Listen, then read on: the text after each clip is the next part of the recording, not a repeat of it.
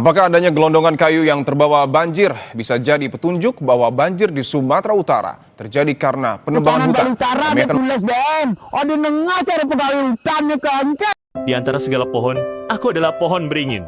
Begitulah sabda dalam Bhagavad. Kandang ternak mau dibuat di tengah hutan lindung. Benar, ini bentuknya seperti badan sapi nih.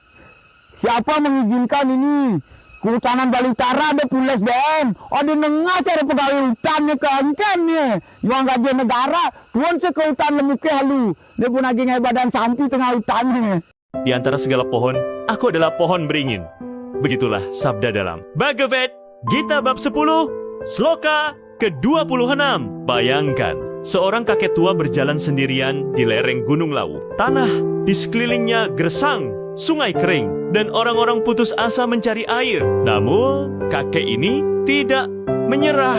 Ia menggenggam bibit pohon beringin dan mulai menanam. Namanya Mbah Sadiman dari Wonogiri, Jawa Tengah. Selama puluhan tahun, ia menanam ribuan pohon beringin di Bukit Tandus sendirian. Dulu, orang-orang menertawakannya. Katanya, buat apa menanam pohon yang tak bisa dijual? Tapi Mbah Sadiman tahu sesuatu yang mereka tidak tahu. Pohon beringin punya akar kuat yang menyimpan air dan menjaga tanah agar tak longsor. Beringin memang tak bisa dijual, tapi bisa menyelamatkan hidup. Kini, bukit yang dulu kering berubah jadi hutan hijau. Mata air kembali muncul. Desa yang dulu kekeringan, kini tak pernah kehabisan air lagi. Dan mungkin di antara manusia, Tuhan memilih satu hati sederhana untuk menjaga ciptaannya. Berkat Mbah Sadiman, ribuan warga kini punya air bersih, sawah kembali panen, dan anak-anak tumbuh di desa yang hijau tanpa harus meninggalkan tanah kelahirannya. Ia membuktikan bahwa satu orang bisa menumbuhkan harapan bagi seluruh kehidupan.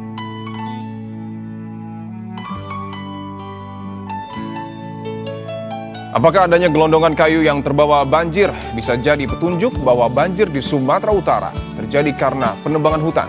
Kami akan membahasnya bersama Kepala Kampanye Global Hutan Indonesia Greenpeace, Kiki Taufik. Mas Kiki, selamat petang.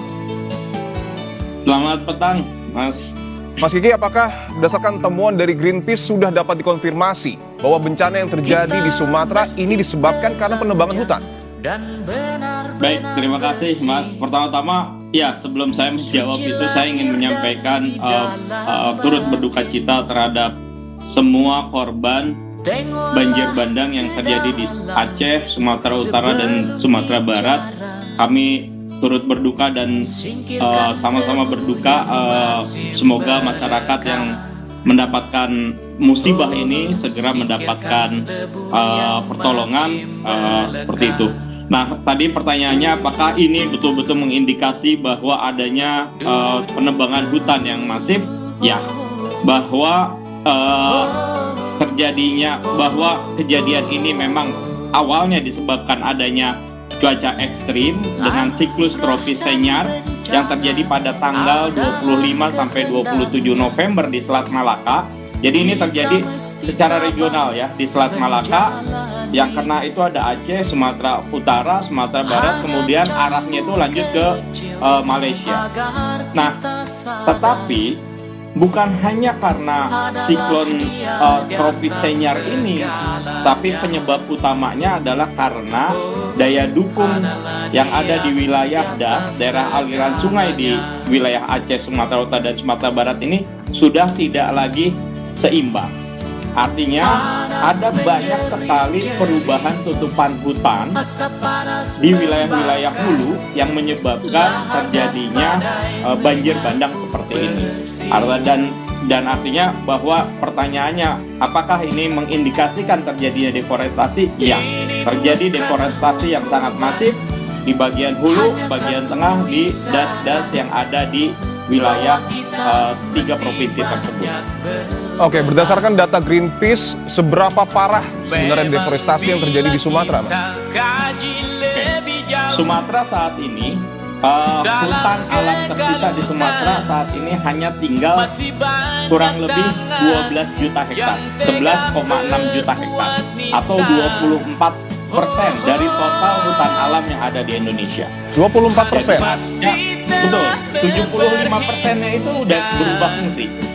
kebun sawit itu paling besar, kemudian kebun kayu atau HTI itu yang kedua, dan berikutnya adalah pertambangan. Tentu ada juga pemukiman, tapi itu kecil ya, pemukiman, perkebun pertanian masyarakat itu kecil, tapi paling besar adalah 3 industri itu.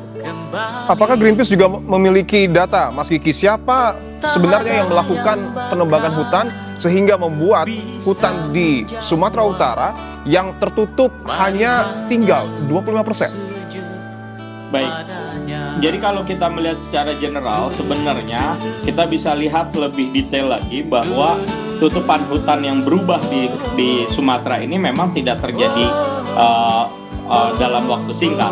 Memang sejak tahun 1990 sampai saat ini terjadi deforestasi yang sangat masif di Sumatera.